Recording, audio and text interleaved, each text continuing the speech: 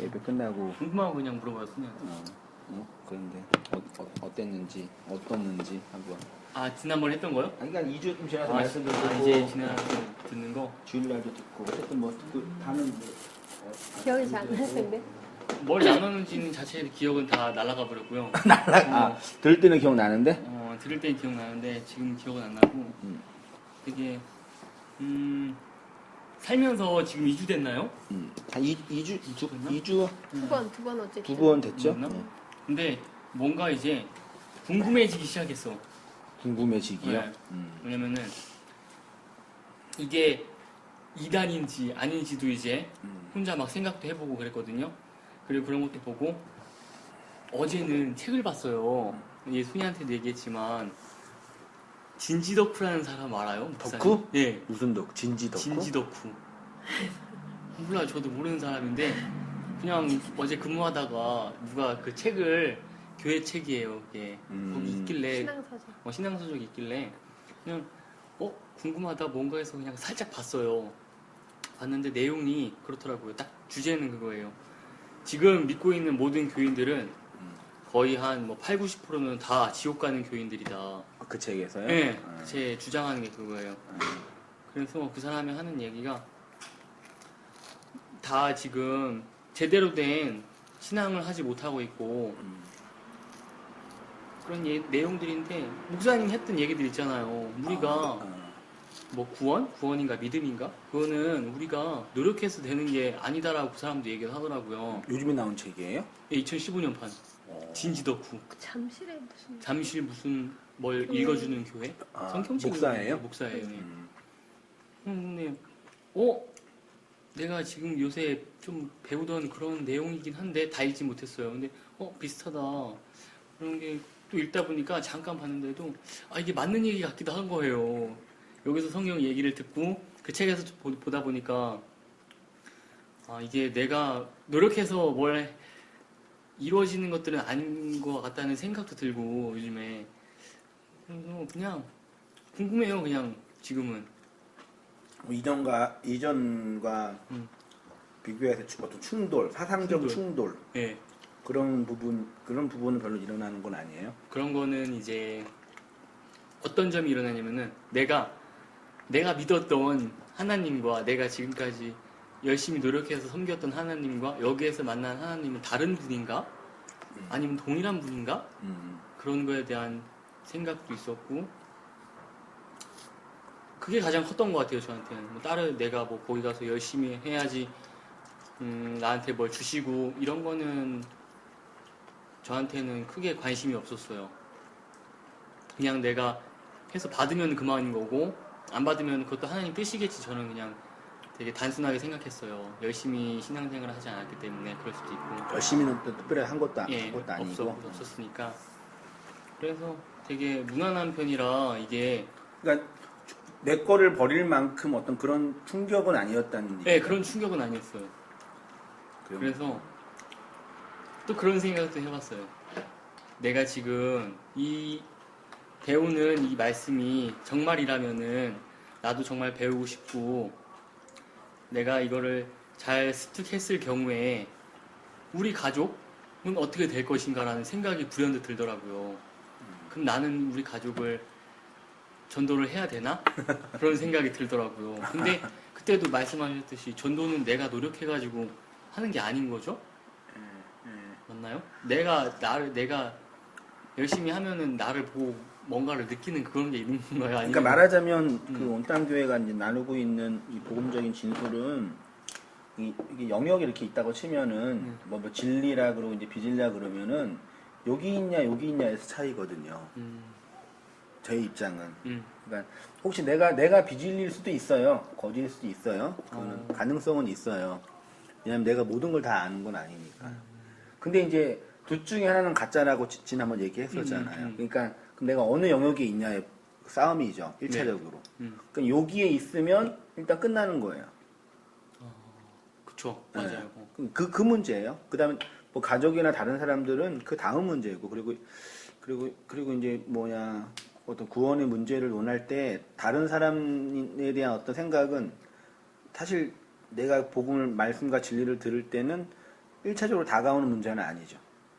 일단 나의 문제니까. 아, 왜냐면은 내가 여기에 있고, 그러니까 여기에 있으면 다른 영역이 되니까 뭐 전도도 할 수 있고 뭐도 할 수 있는데 여기에 있으면은 그 의미가 없는 얘기죠. 말하자면요.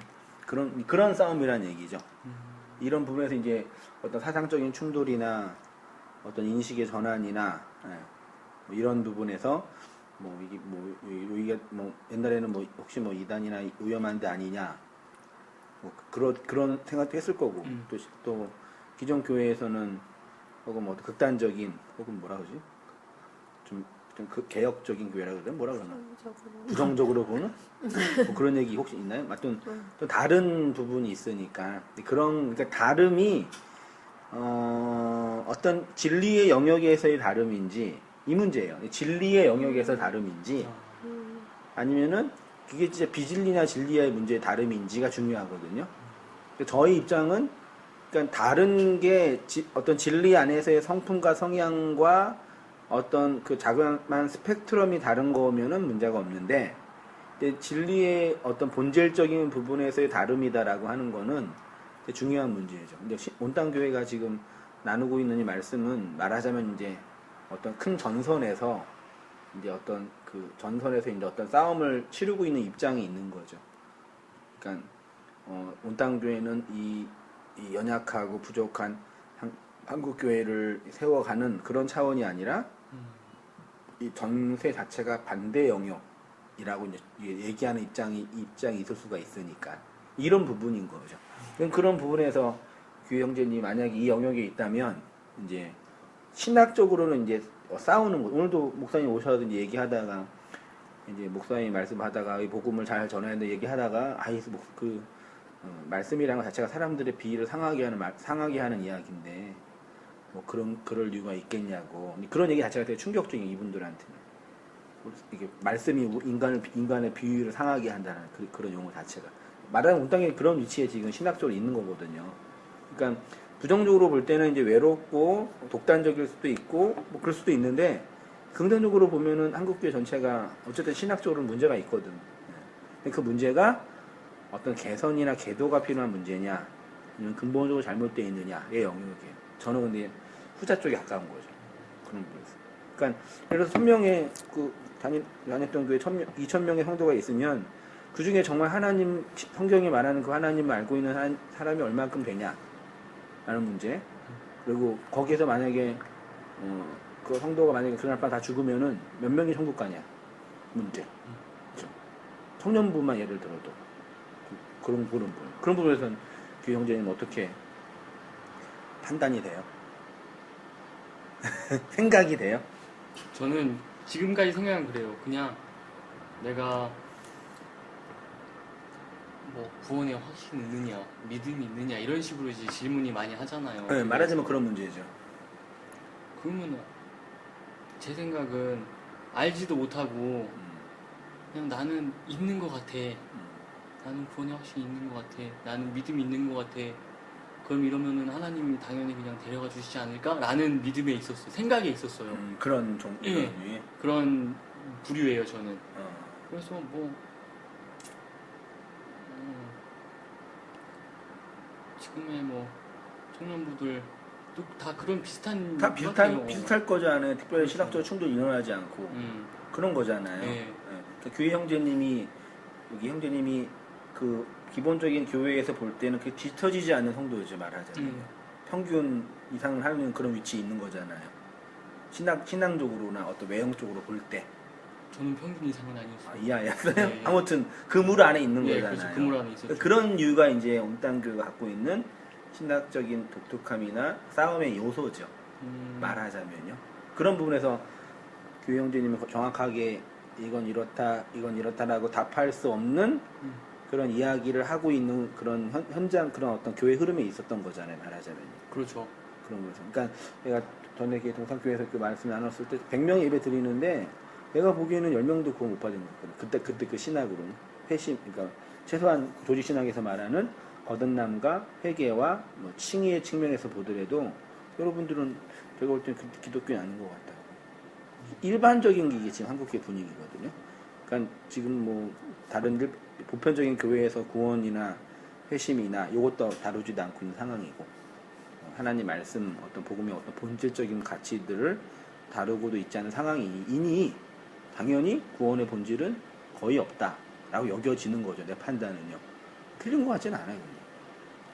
내 생각으로는 그런 부분에서 그런 부분에서 어떤 운당교회가 개척의 깃발을 꽂고 이제 사역을 진행하고 있는 그런 위치거든요. 그러니까 사역적으로나 존재론적으로는 그냥 교회 생활하고 일반적으로 생각하는 그런 교회 생활이 있잖아요. 말씀 듣고 예배 드리고 종교 생활하고 이렇게 인간적으로 교제 맺고 이게 뭐냐 뭐 사회와 직장 생활 다른 영역에서도 이렇게 어떤 인간관계 맺고 그런 영역이 아니라 가끔 나는 내가 이게 전사라는 느낌이 들 때가 있어요. 그러니까 내가 집에 가서 이제 일 끝나고 집에 가서 쉬고 싶을 때 농담처럼 당신은 남편이 전쟁 치르고 왔는데 이런 식으로 대접할 수 있냐고 농담처럼 하는데 사실 온당교회가 그런 신학적으로는 그런 위치에 있어요.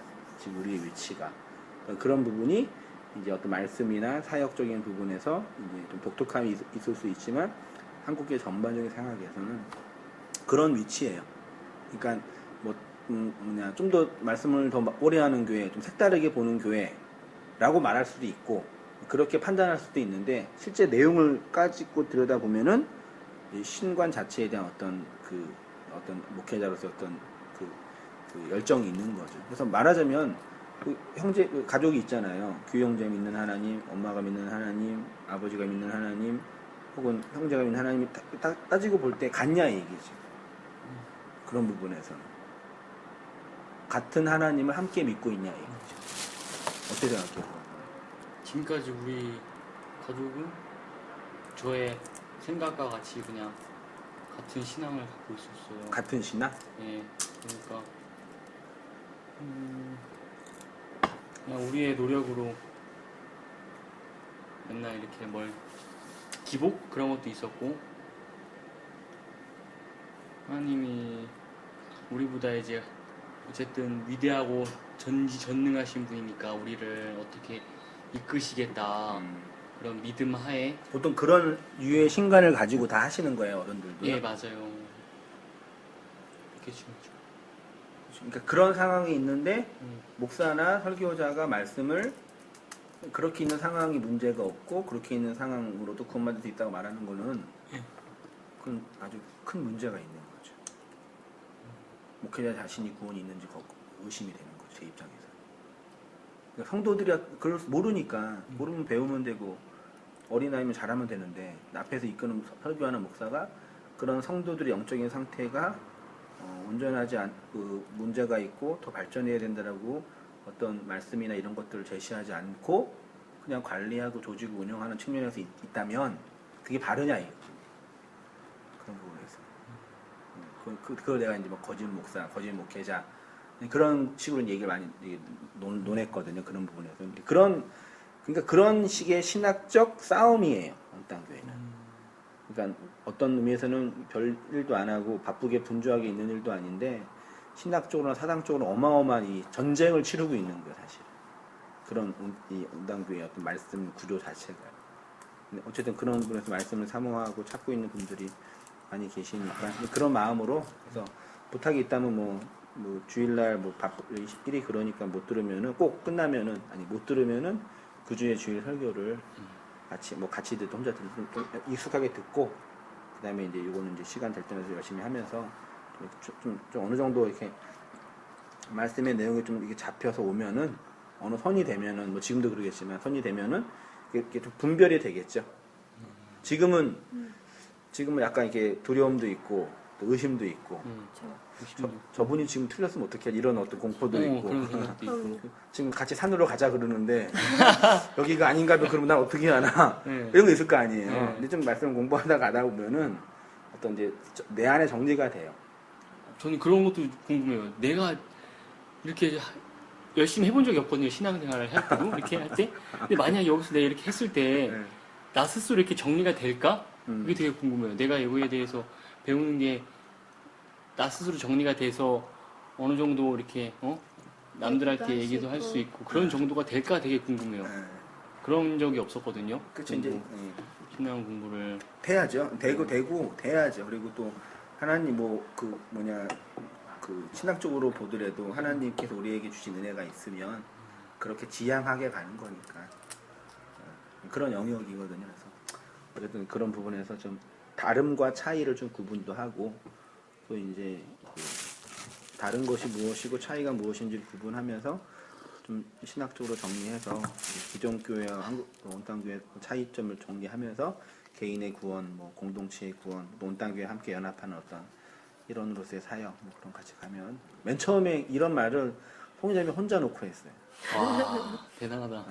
아니 대단한 게 아니라 대단한 건 아니고 대단한 건 아니고 혼자 놓고 내가 이게 진리가 맞을지 안 맞을지 모르겠는데 진짜 근데 이 사람이 근데 경험이 있으니까 신앙적 경험이 있으니까 어떤 그런 어떻게 된 거예요 그거는요? 이런 두려움 없었어요?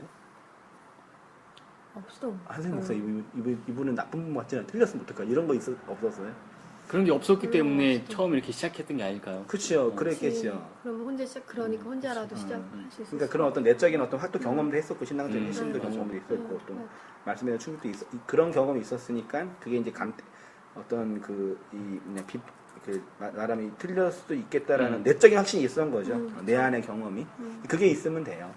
그게 있으면 될 것 같은데. 네. 그렇게 해서 이제 그거는 이제 말씀이라는 어떤 내용과 또 성령의 은혜가 임할 때 내 안에서 확신 경험돼 줄 수가 없는 거예요. 그거는. 목사도 못 주고 아내도 못 주고 그건 하나님과 나와의 1대1 관계거든요. 누구도 대신할 수 없는 거거든요. 만약에 아무리 내가 말씀을 가르치고 복음을 전해도 교형제 마음속에 그것들을 어떤 받고 그것들을 받아내는 어떤 뭐 의지나 이런 마음이 없으면 죽었다 깨어나도 안 돼요. 그래서 온 단계를 세뇌시킬 수 있는 교회가 아니에요. 어떤 분위기를 탈 수 있는 교회도 아니고 정확하고 정직해야만 얘기해요. 옳고 그름의 문제에 대해서. 그러니까 이걸 받고 안 받고는 이제 사실은 이제 공헌이 이제 교회 형제에게 있는 거죠. 다만 저는 목사로서 교회 형제가 따라오든 안 따라오든 내가 가는 길이 이 길이니까. 하다가 목사님 나는 못하겠어요. 가도 나는 할 말이 없는 사람이에요. 솔직히. 그런 사람도 많이 있었고. 근데 다만 난 내가 가는 길이니까 할 수 있는 선까지 말씀을 들을 수 있는 선까지 열심히 최선을 다해서 나 증거하는 게 이제 내 사명이고 이제 목표니까 그렇게 가면은 하나님 또 은혜를 주시고 그 형제가 개인적인 어떤 존재론적인 어떤 그런 전환이나 변환을 이제 어떤 사모하고 그것들을 바라보면 말씀이 있으면 또 들리니까 그렇게 되죠. 그런 부분에서 좀 어떻게 이렇게 송이자매 이렇게 했으니까 똑같이 하라 그럴 수가 없어요. 다 케이스 바이 케이스예요. 다만 이제 그 모든 걸 인정하되 말씀을 듣고 그 말씀을 좀 정리하고 받는 어떤 작업들은 좀 충실히 성실하게 꾸준히 해 나가면은 하면 할수록 또 달라질 거예요. 그게 여겨져요 저는. 그런 확신이 내한테 있고. 근데 어쨌든 이게 에베소서가 2년 전에 했던 설교예요. 근데 지금 들어보니까 괜찮아. 괜찮아요. 네. 그리고 뭐 전혀 변화. 괜찮아? 괜찮아 아주. 물론 이 어떤 전달력이나 좀 표현력이 좀 성숙한 부분도 있는데 그 엑기스는 똑같아 지금이랑. 그래서 지금도 읽으면서 와. 목사님 자기가 저와저처럼 스스로 감탄을. 아니 나 스스로 이게 일관성 있게 얘기를 하는구나. 그런 말씀. 그거는 그래서 하나님 내 설교 함께 하시는구나 더 느끼게 됐어요. 뭐 이게 잘한다 못한다는 얘기 아니라 내용의 흐름이 똑같이 흐르거든요. 근데 이 내용이나 상생이 똑같으니까 사실은요. 성경을 근거하는 건 어떤 표현이 좀 다른 것 뿐이지. 그렇게 하나님 말씀 속에 일하시구나. 또 그렇게도 있고 또 이제 말씀 들으면서 또 이렇게 말씀 진리를 사모하는 분들도 이렇게 오시고. 그러니까 이게 개척해가지고 내 가정부터 시작했는데 2년 동안 해가지고 제적교인이 40명이 됐다 그러니까 다들 이렇게 놀라시는 거예요. 놀래죠. 이건 기적이라. 기적교회가.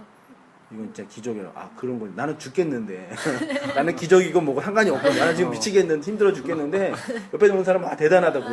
그러니까 대단할 거를 따질 난 정신이 여력이 없어요. 막 정신없이 막 달려가고 막 죽을 듯 활동 맞동 하니까. 그게 관심이 아니니까. 그게 관심이 없으셔. 근데 얘도 보니까 이게 그 대단한 일이나 그래서 좀 나도 좀 스스로 위로하고 집사람한테 좀 격려하게. 그래야죠, 뭐 대단한 거래 이게. 당연하죠. 여태까지 그런 생각 못 했었는데 그런 걸 이게 보면서 하나님 말씀 속에서 이렇게 일하시고 계시구나 이렇게 좀 느끼게 되고 또 확신하게 돼요. 또 이렇게 아까 이분들 거의 60대 되신 목사님이에요. 근데 신학적인 전환을 못 하시는 양반들인데 그런 말씀을 듣고 전환을 하는 거예요. 또 순복음 교회 목사님이시거든.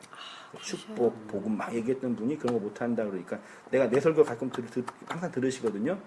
목사님 너무 정직하게 얘기하신다고. 무슨 말인지 알아? 다 정직하게 얘기한다고. 적당하게 좀 이렇게 감춰야지 왜 그러시냐고.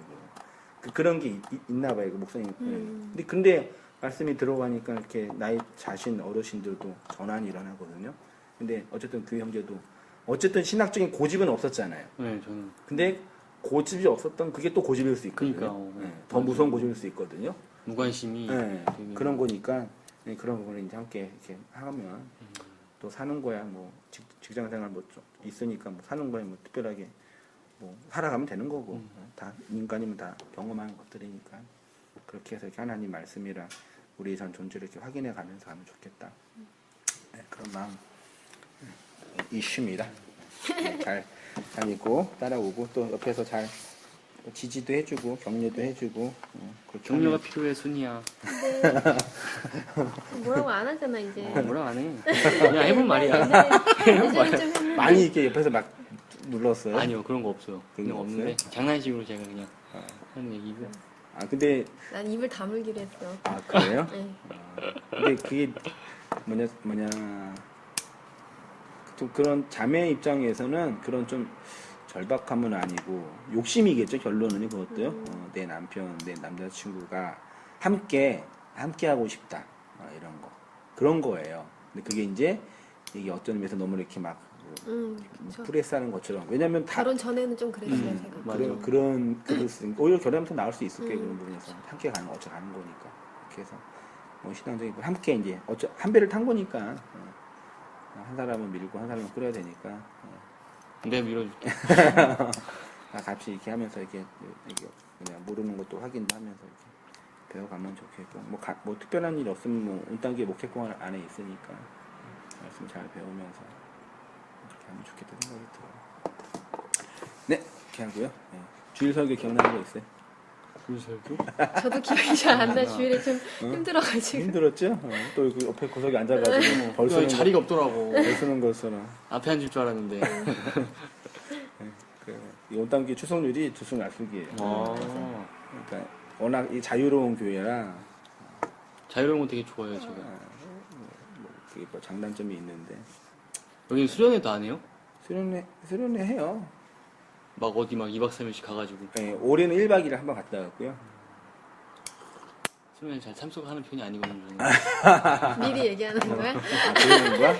그래서 내가 잘 안 하려고 그래, 그러면. 웬만하면. 주일에 집중하고 성경 집중하니 그러거든요. 그렇게 하고요. 네. 그래서, 아무튼, 했던 거. 잠깐, 좀 정리할 만한 게 있을까? 요거는 좀 30배, 60배, 100배. 씨앗. 30배, 60배, 100배로 열매 맺다. 이게 30배, 이게 무슨 뜻이 하나님의 말씀이 30배, 60배, 100배로 열매를 맺는다. 이게 뭐라 그랬죠? 이때 안 왔어요. 아. 이때 빠졌어요. 그리고 지난 주일에 없고 야근 일하느라 못 와서 이거를 못 처음 들어요? 처음 들어요. 말씀에 이게 있는 건 알죠? 알죠. 제가 씨앗 그랬잖아요. 그 하나님의 말씀이 씨잖아요. 네. 씨죠. 네. 씨가 성도의 마음속에 이 땅에 살고 있는 모든 성도는 여자죠. 그렇죠. 맞아요. 처녀. 네, 처녀죠. 여자. 말씀은 씨를 받아야 되죠. 예수가 이렇게 하니까 된다고. 그런 이해는 되죠? 그럼요. 이게 30배는 이게 히브리어로 이게 라메드라는 단어거든요.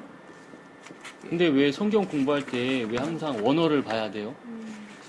원어를 왜 봐야 돼요? 못 알아듣잖아요. 라메드가 한국말로도 해도 못 알아듣잖아요. 한국 사람들은. 네. 항상 설교하는 거 보면 사람들이 네. 원어를 일단 얘기를 하시고 그거에 대한 해석을 이렇게 하시더라고요. 그건 이해가 안 되더라고요. 그렇죠. 그냥 한국말로 해주면 편할 텐데. 왜냐면 한글로 번역됐는데 네. 번역 자체는 오역이 있을 수 있고 또 성경 언어가 3,000년 전의 언어예요. 3,000년 동안 언어가 변질되잖아요. 언어는 변하고. 그러니까 성경 하나님이 원전에서 주시고 했던 메시지가 있거든요. A라는 게 있는데 이게 시간과 역사를 통해서 변질이 되겠죠. 이게 A 다시 정도면 괜찮은데 막 C가 돼버린다니까. 그러면 이제 우리가 받은 성경은 이제 C가 돼버리면 이제 큰일 나는 거잖아요. 그렇죠. 그래서 이게 원전, 최소한 성경을 연구하는 교사들은, 목사들은 원전으로 가서 원전의 의미가 뭔지를 파악하는 거죠. 이 작업을 안 하면 이제 완전 변질된. 그러니까 지금 한국교회 설교 중에 큰 문제 중 하나 이게 잘못된, 오역된 것이 뭔지 확인을 안 하고 그냥 막 하는 거예요. 그건 성경적 근거가 없는 거죠, 말하자면. 근데 말씀하실 때 이거는 얘기 안 하고 해석된 부분만 말할 수도 있잖아요. 그럴 수 있죠. 그건 이제 설교자의 어떤 요량이죠. 근데 저는 이제 변증을 해야 할 입장이 많이 있거든요. 왜냐하면 이렇게 질문도 나오고 또 신학적으로 논쟁을 해야 되잖아요. 그러면 논쟁의 근거나 내 주장의 근거를 어디에서 잡아야 되냐? 성경에서 잡아야 되니까 신학적으로 더 깊이 연구해야죠. 예를 들어서 기복주의 교회에서는 이 30배, 60배, 100배를 하나님께 우리가 헌신을 드리면 최소한 30배다. 맞아요. 헌금을 10,000원 드리면 최소한 30만 원을 온다. 이거잖아요. 이건 틀렸어요. 이게 아니에요. 그럼 왜 아니냐?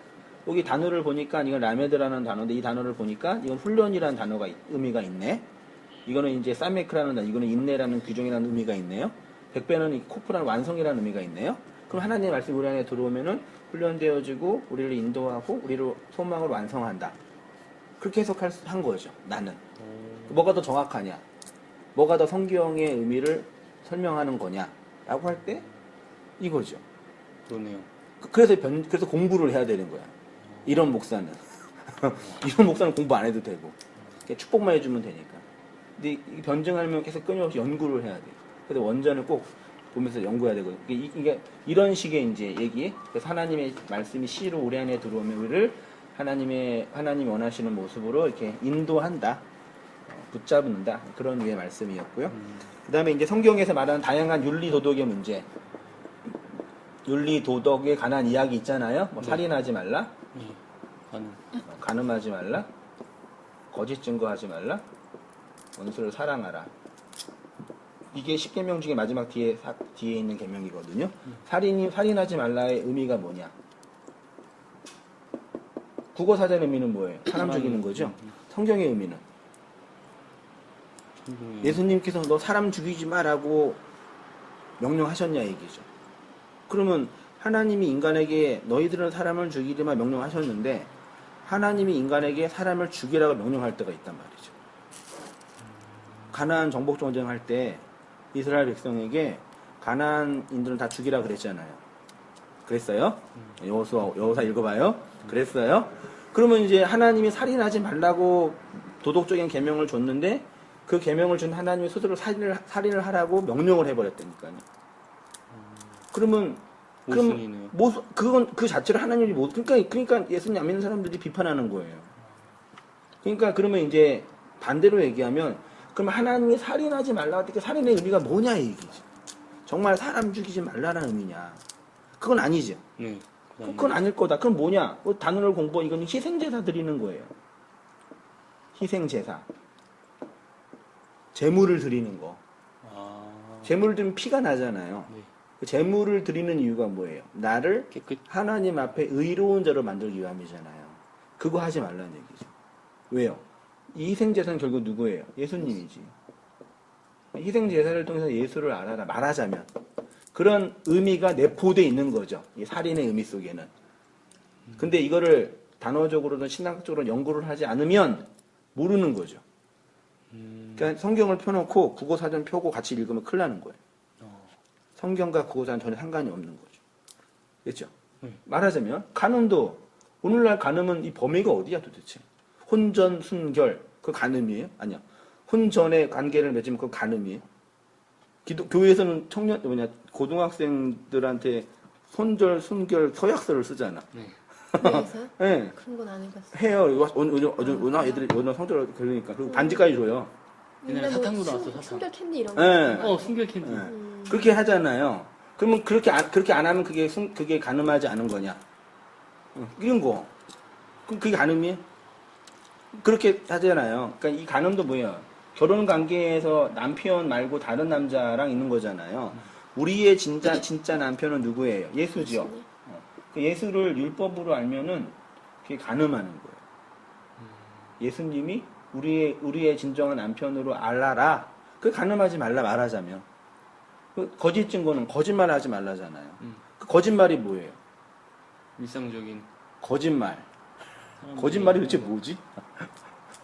숨기는 거. 송이자매가 예뻐요. 거짓말이에요? 인정할게요. 거짓말은. 송이자매가 못생겼어요. 거짓말이에요? 기준이 없잖아요. 맞잖아요. 거짓말이 뭐냐면 살인하지 말라, 간음하지 말라의 의미가 뭔지 모르고 계속 이걸 문자적으로 살인하지 않고 간음하지 않게 말하면 거짓말을 하는 거예요. 무슨 말인지 이해되시나? 안 되죠? 성도들로 하여금 계속 의미 없는 희생 제사만 드리게 만드는 게 거짓말하는 거예요. 거짓 증거하는 거예요, 그게. 됐죠? 네. 그러면 이 살인하지 말라, 간음하지 말라의 진정한 의미를 복음을 얘기하지 않고 이 세상의 율법에 관한 이야기만 말하는 목사들 뭐 하는 사람이요? 거짓말하는 사람. 거짓 선지자. 그 거짓말하면 하나님의 나라를 유업으로 받지 못한다 그런 거예요. 이해됐죠? 네. 그 이런 거, 딱 요 세 개만 봐도 우리가 지금 갖고 있는 이 기독교 문명이 얼마나 잘못된 신학적 구조 속에 갇혀 있는지가 보이는 거죠. 그 다음에 원수 사랑은 뭐예요? 원수를 사랑하는 거. 예. 그 살인하지 말라, 간음하지 말라, 거짓 증거하지 말라라는 계명을 알아서 그러면 이 복음을 알면 가장 먼저 내 앞에 나타난 원수는 누구예요? 나지. 이해 안 돼요? 아무튼 그래요. 그러니까 뭘 말하고 싶냐면 성경에 이 용어 문자가 있잖아요. 문자. 네. 이거는 이제 윤리와 도덕처럼 보여요. 근데 이 문자 속에 있는 내면, 속뜻. 속은 하나의 의미만 있어요. 그러니까 뭘 해야 돼? 지난주에 했지만 말씀을 연구해서 요거를 정리한 다음에 요거를 빼야죠. 그러니까 말하자면 문자층은 껍질이에요. 문자는 안에 있는 내용이고 수박을 먹는데 요거만 먹으면 되겠어요? 요거는 꺼낸 다음에 요거를 먹어야지. 오늘날은 말하자면 그 바나나를 먹는데 바나나를 깐 다음에 껍데기를 안에 있는 거 버리고 껍데기를 먹는 거죠.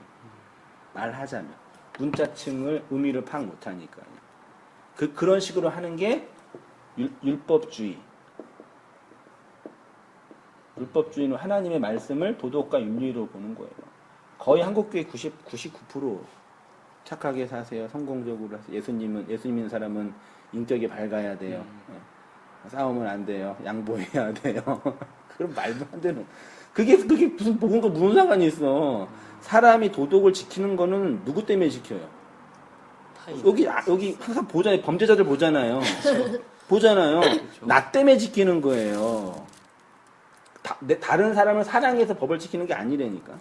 요거를 어기면 내가 당해야 할 고난이 많이 있기 때문에 요거를 범하지 않은 거예요. 그치요? 네. 근데 그런 사람들은 그 어떤 환경이나 또 내적인 어떤 그런 문제 때문에 이렇게 드러난 거지, 외적으로. 사실 똑같은 거야. 그분들은 걸린 거고, 우리는 맞아요. 안 걸린 거. 안 걸린 거고, 맞아. 그분들은 조금 더 선을 넘어간 거고, 나는 열받으면 사람을 때렸는데, 그분은 칼로 찔렀으니까. 그게 문제지, 내용은 똑같단 말이죠. 근데 교회가 자꾸 요런 식으로만 얘기하는 거예요. 도덕과 윤리, 성경을, 도덕과 윤리, 예수님은 어떤 도덕적 선생의 모범으로 보고, 이건 자유주의예요. 이거 이단이에요.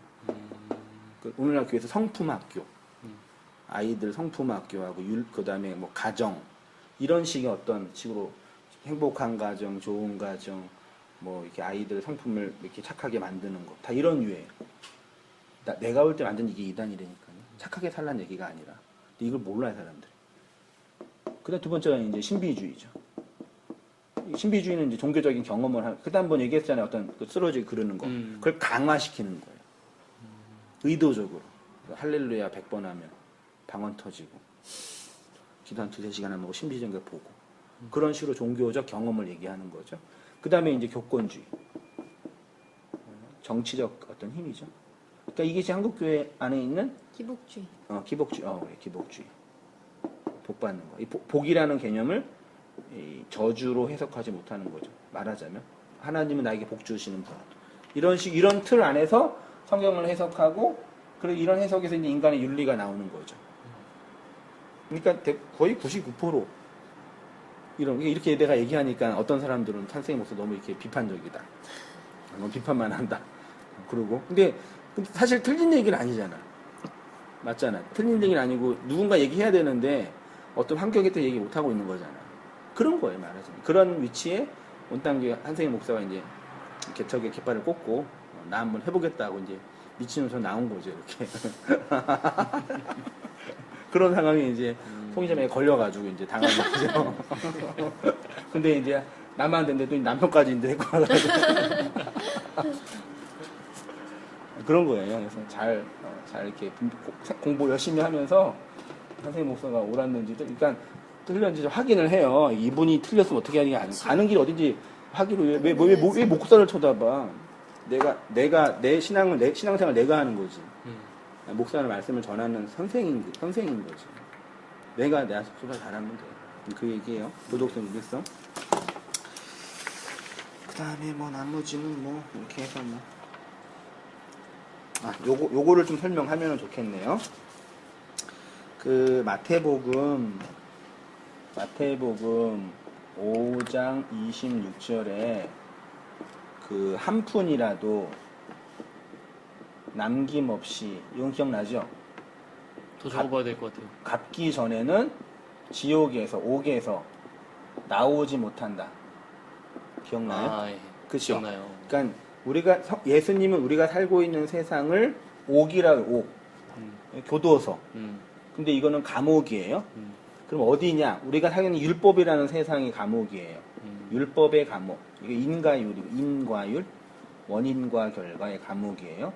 이거를 땅지, 가치록해서 지옥이라 그러는 거예요. 지옥은 죽어서 나중에 고통받는 어떤 그곳 개념 그것도 있어요. 그것 정도가 아니라 지금 우리의 현실과 역사가 땅에 갇혀 있는 현실이라는 거예요.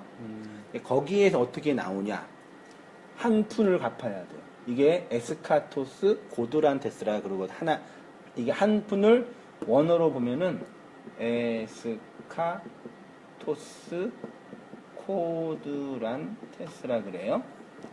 에스카토스는 마지막 끝, 코드란테스는 4분의 1 쿼터 있죠.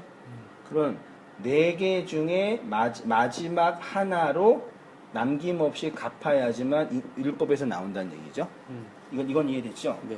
그러면 예수님이 우리에게 에스카토스 코드란테스 마지막 4개 중에 하나로 건네준 게 뭐예요? 이거 뭐라 그랬어요? 이거 사랑이라고 그랬어요. 그럼 사랑이 뭐냐? 이거예요.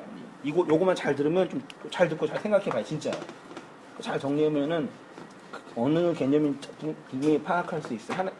구약에 하나님이 우리에게 주신 계명이 뭐라 그러죠? 십계명. 그치요. 십계명 공부했죠, 이거는.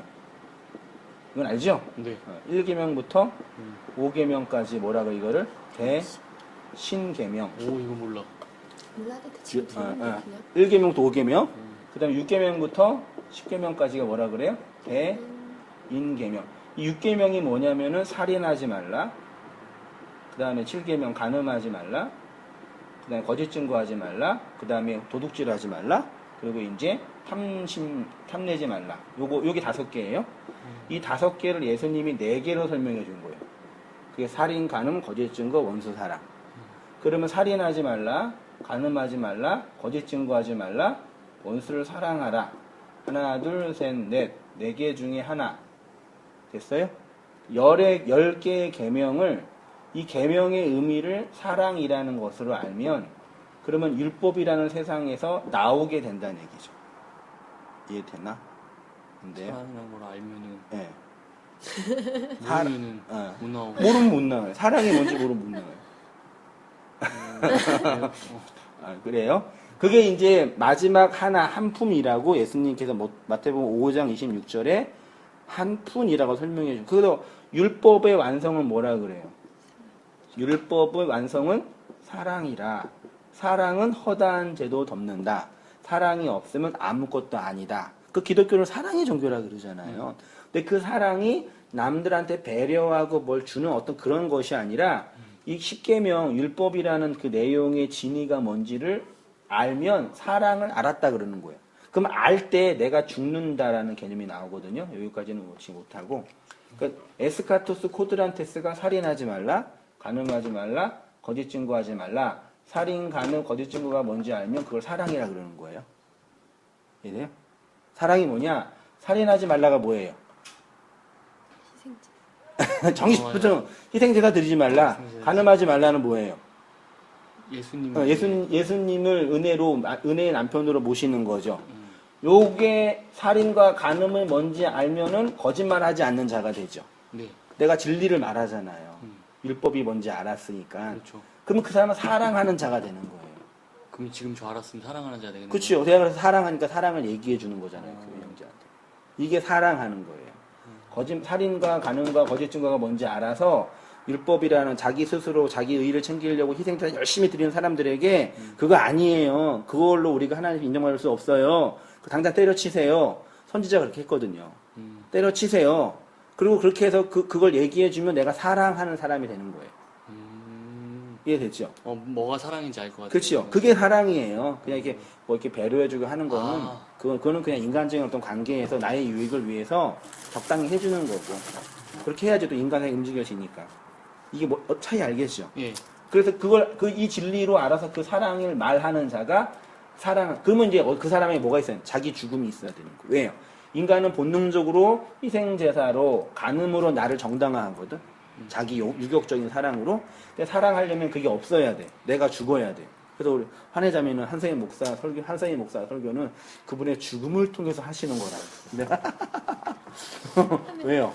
그러니까 이게 너무 오버하는 거지만 근데 틀린 얘기는 아니에요. 내가 잘났다는 게 아니라 그게 뭔지 안 되니까요. 그 사람들은요. 그러니까 저분은 순수하다, 저분은 깨끗하다, 저분은 뭐 윤리적으로 뭐냐 본받을 만 그런 게 아니잖아요. 그분이 하는 얘기가 어떤 얘기인지 아는 거잖아요.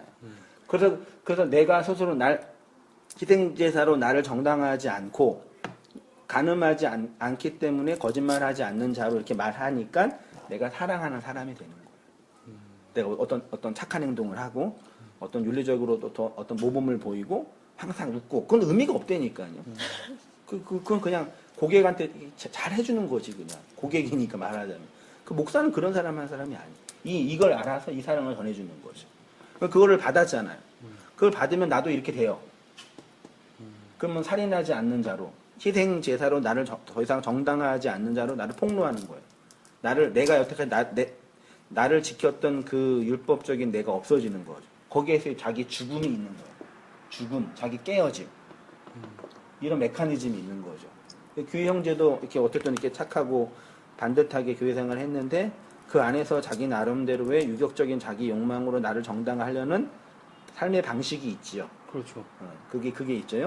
근데 그게 말씀이 들어올 때 그게 공격당하는 거예요.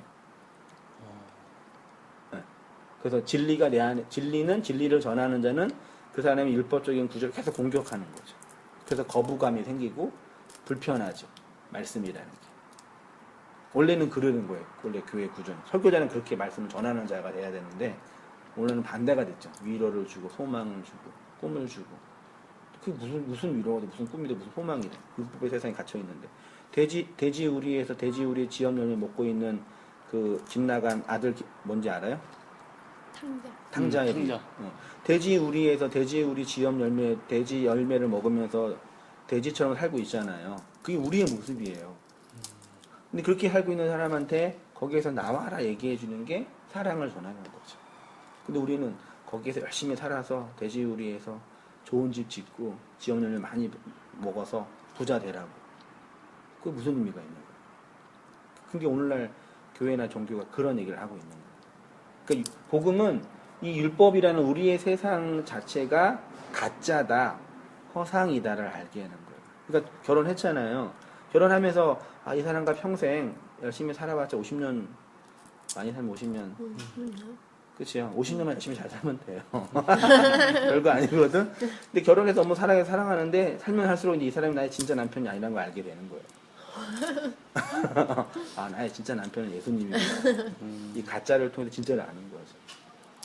살다 보면 내가 진짜 내가 정말 사랑하는 아내는 내가 진짜 예수님께 사랑을 받는 그런 아내가 돼야 되는구나. 그거를 이제 이 가짜 아내를 통해서 확인하는 거예요. 말하자면. 근데 복음은 그걸 얘기하는 거거든요. 근데 교회는 여기에서 행복하게 잘 살아서 성공하세요를 얘기하잖아요. 그건 복음이 아니라고요. 그거는 그냥 이 땅에 피는 어떤 윤리나 도덕적인 가치가 되는 거라는 얘기죠. 복음과 상관이 없는 거예요. 그러니까 복음은 이 세상이 악이고 죄고 가짜고 거짓말이고 여기서 나와야 된다 얘기하는 거예요. 영원한 하나님의 나라를 바라보며 살아야지요. 그게 교회가 해야 할 일이에요. 말씀을 전하는 목사가 해야 할 일이고, 그리고 공동체가 그걸 바라보면서 자신의 역사와 인생을 살아가는 거죠. 얼마나 더 살겠어요, 우리가요. 지금 뭐 신혼부부한테 이런 얘기해서 많이 미안하지만 사실이에요. 살면 물론 이제 뭐 같이 이제 사랑하고 또 의지하면서 그러죠. 나 같은 사람과 결혼해줘서 감사하고 그러는 거죠. 나중에 송이가 진짜 내 사랑의 대상은 내가 아니고 예수였구나 하면은 무관심해지는 거예요. 아니 그건 아니죠. 또 그거랑은 관계없지. 관계없는 거죠. 복음을 아는데 그럴 수가 없어요. 더 살아가면 더 사랑이지. 무관심해지니까 버리지는 않아요. 어? 그런 그러니까 사랑은 여기 있었구나. 다 절로 필요 없어 이럴까봐. 이러지면 꼭 한다 사람들이. 그런가 봐. 희한해. 그러니까 그런 거인 것 같아. 뭔가 신앙에 이제 열심을 내면 네. 가정을 좀 등한시하거나 네. 다른 것들이 가치 없어진다고 여기고 막 거기에만 몰두하는 사람들도 있잖아요. 그런 걸 맞아. 좀 염려하는 거지. 그렇지 언니. 복음은 이 세상에서 막 그런 사람이 있긴 있어요. 그래서 막 진짜로 막 다 남편이나 맞아. 애들 해가 교회 가서 막 목사 집에서 자기 남편과 자식은 밥 안 줘도 목사 밥은 차려주는 그런 아줌마도 있었잖아요. 약간 비정상. 그건 이제 약간 정신적인 문제가 있는 분이 사실은 심리적으로 되게 위험한 잘못된 행동이죠. 그런 거예요. 그렇게 해서 그렇게 이제 사랑을 이제 쭉 말씀을 보면서 이렇게 배워가고 이미 알아가고. 포화 상태일 것 같은데. 이해요? 이미 포화 이미 상태야. 포화 상태. 사랑 가능. 살인 가능. 거짓 증거. 증거 사랑. 결국엔 사랑. 나는 문자적으로만 지금 이해를 했어. 좋아. 그게 사랑이었으면 좋겠어. 그러니까 한 번도 이런 거 못 들었죠? 진짜? 처음이에요. 신선한데요? 또 다시 얘기잖아. 그래요. 내가 뭐 어떡하지 나는 내가 옳다, 내가 옳아 할 만한데 그런 생각 한 번도 안 했어요. 그런 의지도 없었는데 이렇게 사람들 보고 이렇게 사역을 하면 할수록 진짜 맞구나. 더 열심히 해야 되는 생각이 들어요. 그래. 어쩌게 하다가 이렇게 됐으니까 잘 한번. 걸려들었어 이미. 하여튼 판단해봐. 뭐가 맞는지 틀린지를 오빠 안에서 나 그렇게 하면은 점점 알아볼 가고 것 있어. 같아. 점점 가고 있어. 근데 분명한 확신은 난 그거예요. 말씀을 들으면 돼요. 아 진짜요? 다른 건 몰라도 말씀을 꾸준히 들으면 물론 이제 사람이 워낙 강하니까 속에서 이렇게 스스로 변질시킬 수는 있는데 그래도 온당의 말씀을 꾸준히 들으면 말씀이 워낙 뭐 세다 그래야 되나? 그러니까 가면을 못 쓰는 건 분명하거든요. 이렇게 속에 땀만 품고 말씀을 들을 수 있는 구조가 아니에요.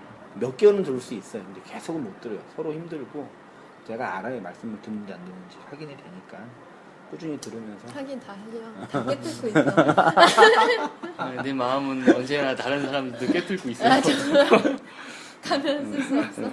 그런 얘기고요. 이제 진도 좀 나가 보면요.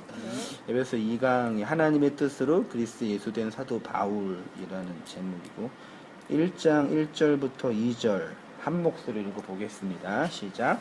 하나님의 뜻으로 말미암아 그리스도 예수의 사도된 바울, 에베소에 있는 성도들과 그리스도 예수 안에 있는 신실한 자들에게 편지하노니 하나님 우리 아버지와 주 예수 그리스도로부터 은혜와 평강이 너희에게 있을지어다. 첫 번째는 바울은 누구냐? 하나님의 뜻으로 그리스도 예수의 사도가 되었고요. 성도들은 뭐냐? 에베소에 있는 사람들이고 신실한 자들은 그리스도 예수 안에 있는 자들. 한 달랑 내려와서 첫째는 바울 동그라미 한번 해보세요. 보여요? 바울. 두 번째 성도. 세 번째 신실한 자. 이 세 가지가 이제 1절과 2절 이해하는데 중요한 의미가 되고요. 한 달랑 내려와서 성경은 누구의 준책이에요? 교회에게. 그러니까 성경은 누구에게 준책이냐면 하나님을 믿으려고 온 사람들에게 그 하나님이 누구인지 가르쳐 준 책이에요. 그러니까 하나님을 모르는 사람들은요, 신앙이 없는 사람은 성경을 못 읽어요. 그러니까 읽지. 뭘로 읽어? 율법과 윤리와 도덕 법칙으로. 그렇게 열심히 읽은 사람 중에 대표적인 위인이 누군지 알아요?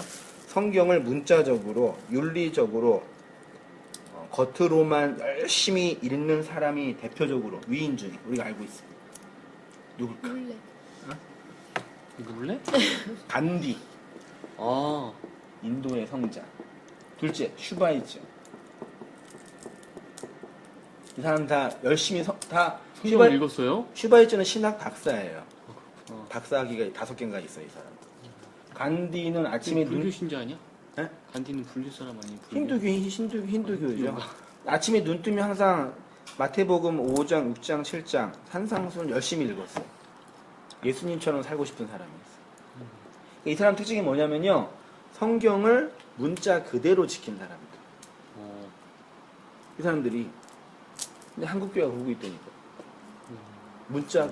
진짜 문자 그대로 지키려면 진짜 문자 그대로 지켰으면 진짜 지키려면 오른 눈이 범죄하면은 눈을 뽑아버리고 오른팔이 범죄 팔을 잘라버리고 진짜 지키려면 11조나 그런 것만 문자 하지 말고 진짜 지키려면 정말 문자대로만 지켰으면 좋겠어요. IS 그러고 있잖아요. 틀린 거예요. 그러니까 성경은 예수님을 믿으려고 온 사람들에게 준 책이에요. 근데 어떤 사람은 그 성경을 뭘로 받아요? 문자적으로 율법으로만 받아요. 그 율법으로 받으면 어떻게 해요? 그 사람은 열심히 문자적으로 지키려고 노력을 하는 거예요. 열심히 문자적으로 지키려고 노력을 하면 열심히 노력해서 그거 지키다가 지옥 가는 거예요. 그 사람이 알고 있는 하나님은 문자 안에 갇혀 있는 율법의 하나님인 거예요. 제가 이번 주에 그랬죠. 이번 주에 이 세상에 있는 교회 다니는 사람이나 안 다니는 사람이나 자기가 믿고 있는 하나님이 그 하나님인지 모른다니까. 하나님이라는 한글로 된 하나님이 진짜 그 하나님이에요? 이거를 하느님이라 그러면 돼야 안 돼요? 안 돼요. 왜 안 돼요? 천주교에서 그러더라고요. 하느님이라고. 그러니까 이 하느님과 이 하나님이 차이가 뭐예요? 글자 차이. 그 내용은? 내용은 하나고요. 저기는 하늘에 있고. 그러면 중국에서 천재. 그럼 이건 뭐예요? 그건 뭐지? 옥황상제는 누구예요? 알라. 점점 맞아놨으니까 복잡해지네. 이 하나님, 이 하나님, 이 천재, 이 알라 다 같아요, 달라요? 공통적으로 신. 그 신은 하나예요, 둘이에요? 하나예요. 그럼 같겠네? 안 되는데. 신이 있으면 신은 하나여야 되잖아요. 네. 그렇죠? 그럼 그 신은 누구는 알라라 부르고 누구는 천지라고 누구는 하나님 누구는 하느니라 부른다니까요. 그러니까 뭘 얘기하냐면은 인간이 욕망하는 하나님을 만들어내는 거예요. 그래서 어떤 사람은 그 하나님을 알라라고 부르는 거고 어떤 중에는 그 하나님을 하느님이라고 부르는 거예요. 그러니까 하시는 하나니까요. 이게 제1계명이에요. 제1계명. 1계명이 뭐예요? 나 외에는 다른 신을 내게 두지 말라. 하나님 외에 다른 신이 없어요. 그러니까 하나님을 니네가 욕망하는 그 하나님을 끌어당기지 마예요. 원래는. 근데 이거를 이게 진짜 하나님, 이건 가짜 하나님. 저도 그렇게 하나요. 알라는 이게 나쁜 하나님. 나쁜. 천재는 중국에 있는 이상한 신. 무슨 하나님이 그렇게 찢어져. 다 인간이 만들어낸 하나님이죠. 그러네요. 그거예요. 그러면 이 하나님과 이 하나님을 진짜 하나님 믿으려면 내 안에 뭐가 있어야 돼? 그게 나의 죽음이 유격적인 욕망, 유격의 욕망이 삭제돼야 된다니까요. 왜냐하면 인간이 욕망으로 만들어낸 하나님이니까 신이니까 이게 없어져야 된다고. 그럼 알라를 믿는 사람도 유격적인 욕망이 사라지면은 가능하죠. 알라라고 믿었지만 하나님인 것이 있지. 그렇게 볼 수 오히려 있다는 하나님이 거. 그게 돼요. 근데 아. 내 유격적인 욕망은 누가 죽일 수 있어요? 자기. 그러니까 신이 죽이나? 그 신이 나를 죽이려고 누가 어떻게 오셨어요? 예수로 왔잖아요. 그 얘기구나. 그럼 알라는 못 죽이는구나. 그래서 예수만 구원자가 되는 거예요. 그래서요. 이 성령님이 오셔서. 신이 예수로 와서 내 안에 들어오셨잖아요. 네. 나를 죽이잖아요. 맞아요. 그 기억나요? 매트릭스 봤죠? 네. 매트릭스가 이거밖에 기억 안 나요. 그 매트릭스가 어떻게 걔 스미스를 죽였어요? 내용이 기억 안 나요. 걔가 스미스 안으로 들어가 버렸잖아요. 그랬나? 그랬어요. 다시 봐요. 들어가서 스미스가 돼서 걔가 죽은 거예요. 아, 그 세상이 구원받은 거예요. 성경이네. 그 똑같다니까. 예수가 우리한 예수가 나를 죽이려고 나로 온 거라니까요. 그 사람 성경을 읽고 영화를 만들었나 보다. 그건 모르겠고 나도. 어쨌든 그걸 그렇게 본 사람이 어디 있겠어. 다 자기 것들을 보지. 쉬워 되게 그러니까. 이거 말은 되게 논리적이었어요. 이해가 됐어요. 예수만 알면 돼 그러니까요. 맞아. 오. 예수만 바르게 알면 돼요. 어, 그 기독교가 예수교회. 맞아요. 예수교. 하나님 교가 아니라. 막 예수 사이비 중에 예수 뭐 그 영생 예수 진리교 뭐 그런 것도 있지 않나? 몰라요. 아무튼 됐죠? 그래서 이제 교회에게 준 책이다. 그 얘기 하고요. 그 다음에 이제 1페이지 우측에 하나님의 뜻으로 사도된 바울 해가지고요. 결론으로 말하면 성도는 하나님의 뜻을 담은 자이다예요. 맨 아래로 내려와서 하늘의 뜻에 장악된 자 있지요. 교회가 세상과 구별되는 것이 윤리적이고 도덕적이며 혹은 종교적인 간섭 정도가 아닙니다. 오직 교회만 하나님의 뜻을 마음으로 담은 지한 자들입니다. 그 뜻이 결국 뭐겠어요? 예수를 통해 설명되는 거겠죠. 그래서 그는 자기의 뜻이 아니라 자기 안에 하나님의 뜻에 의해 장악당하고 끌려가는 삶을 살게 됩니다. 성경은 바로 이렇게 하나님의 뜻에 의해 장악된 자들의 이야기입니다. 사도행전 13장 22절 규영 좀 읽어주세요. 패하시고 다윗을 왕으로 세우시고 증거하여 가라사대 내가 이새의 아들 다윗을 만나니 내 마음에 합한 사람이라 내 뜻을 다 이루게 하리라 하시더니 네, 내 평생의 선하심과 인자하심이 나를 따르리니 내가 여호와의 집에 영원히 살리라. 여기 있죠? 다윗 평생에 하나님의 선과 하나님의 인자가 반드시 나를 추적하리니 따르리가 추적하다예요. 그 하나님의 뜻이 나를 추적하면 내가 어떻게 돼요? 여호와의 집에 영원히 살죠. 네. 내가 여호와의 집이 된다. 하나님의 집으로 완성이 된다. 그 뜻이에요. 한번 읽어볼게요. 여기 3장에 한번 하나님은 다윗에게 그분 한번 읽어주세요. 하나님은 다윗에게 당신의 뜻을 넣어주셨습니다. 그리고 그 뜻을 그의 역사와 삶을 통해서 이루셨습니다. 다윗의 말년의 고백인 시편 23편 6절에 하나님의 선하심과 인자하심이 반드시 나를 따르리니 내가 여호와의 집에 영원히 살리로다 라고 하였습니다. 여기 따르리니로 번역된 히브리어가 나다푸드라는 단어인데 추적하다, 몰고 가다 그런 뜻입니다. 그러니까 다윗에게 하나님의 뜻과 의지로 나타난 선하심과 인자하심이 그를 어디론가 몰고 간다는 것입니다. 어디로 몰고 가십니까? 여호와의 집으로 몰고 갑니다. 여호와의 집은 곧 하나님의 나라, 천국을 의미합니다. 천국은 무엇입니까? 하나님의 통치가 완전히 이루어진 곳, 하나님께 우리의 존재성과 주체성이 완전히 차압당한 곳입니다. 결국 하나님이 다윗을 완전 장악하여 정복하신다는 뜻입니다.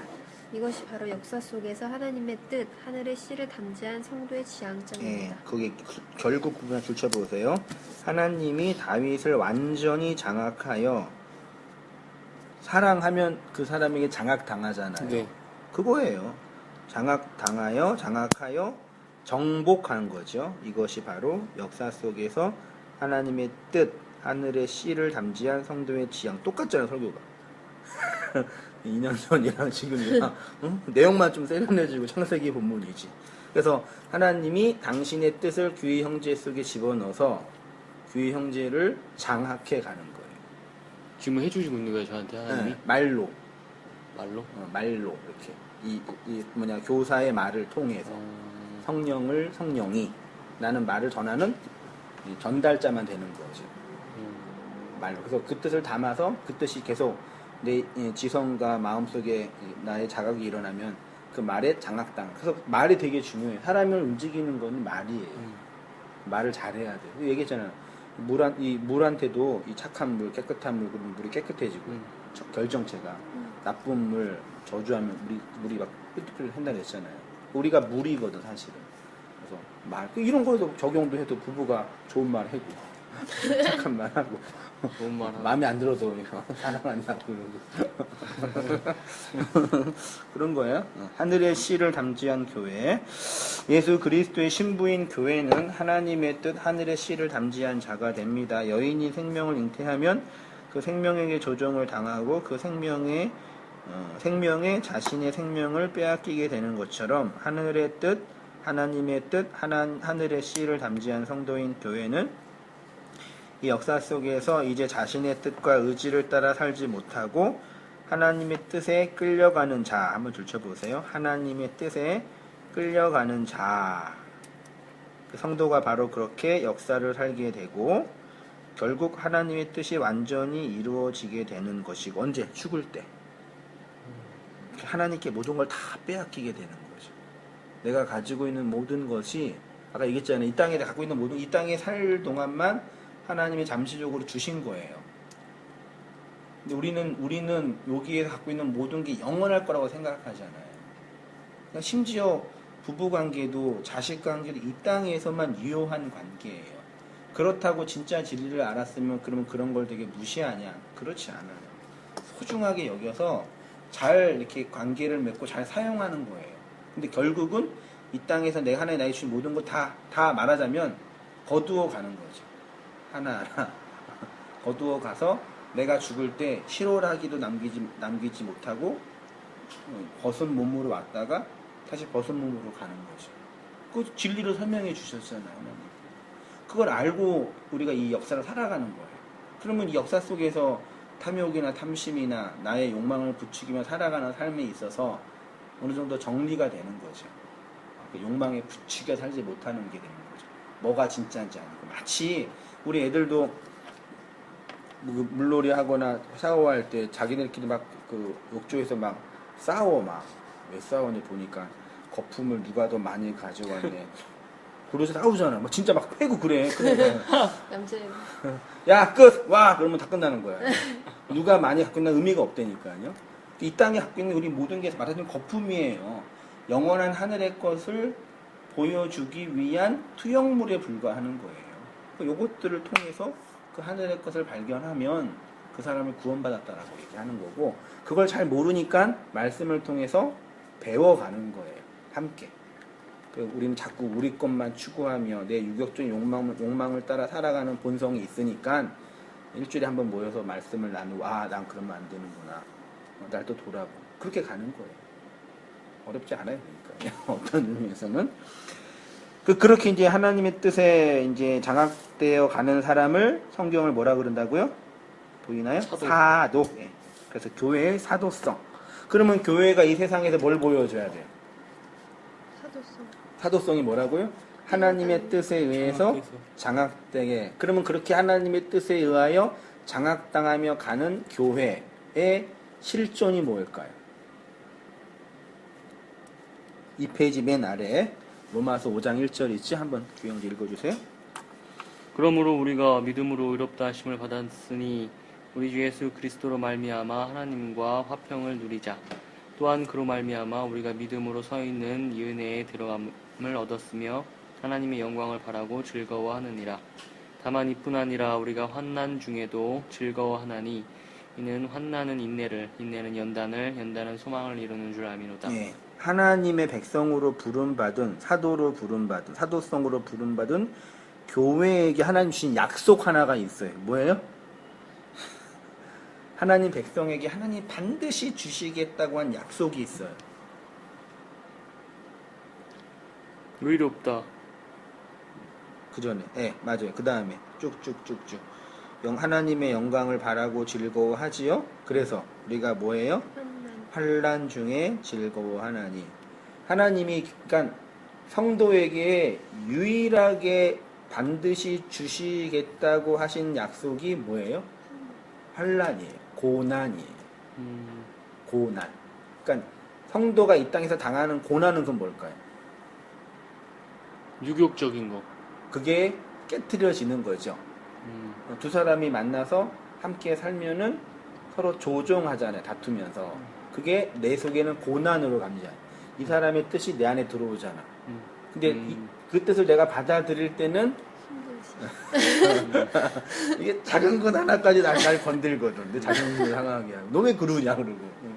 그게 고난이잖아요. 그 부부가 살면 그게 들어오는 거예요.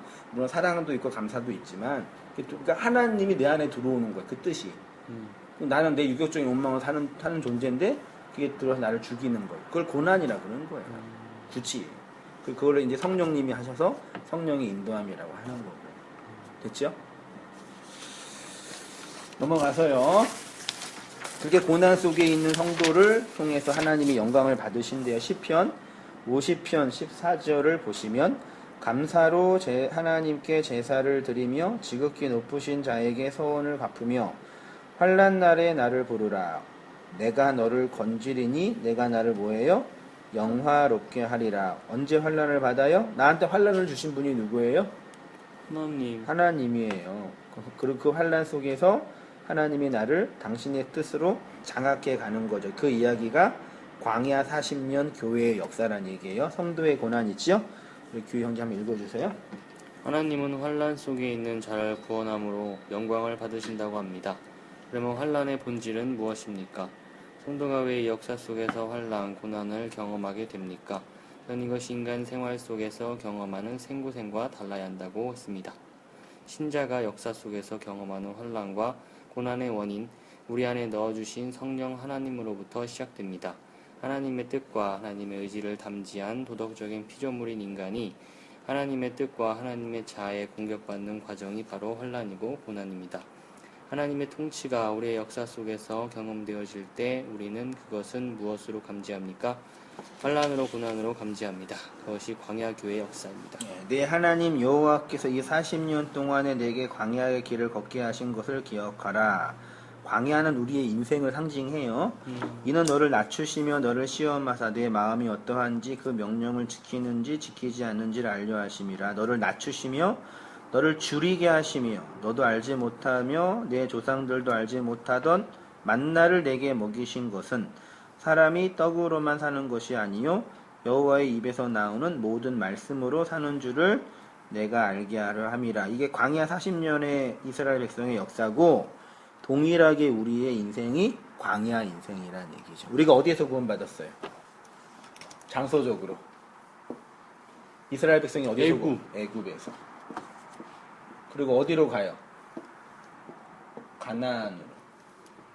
그 과정이 광야. 여기가 몇 년? 40. 그래서 예수님께서 40일 동안 시험 받으신 거죠.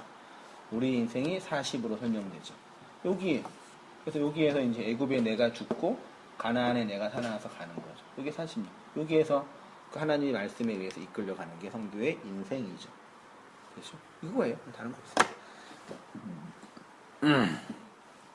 그 다음에 그런 과정 속에서 성령의 통치 3페이지 성도의 환난의 과정을 통해서 성령 하나님의 성도를 장악하고 통치하는 삶을 살게 됩니다. 그래서 그 속에 좌절이 있고 고난이 있고 실패가 있고 절망이 있고 고독이 있고 눈물이 있고 아픔이 있습니다. 그러나 그것이 생고생이 되지 않는 이유는 무엇 때문입니까?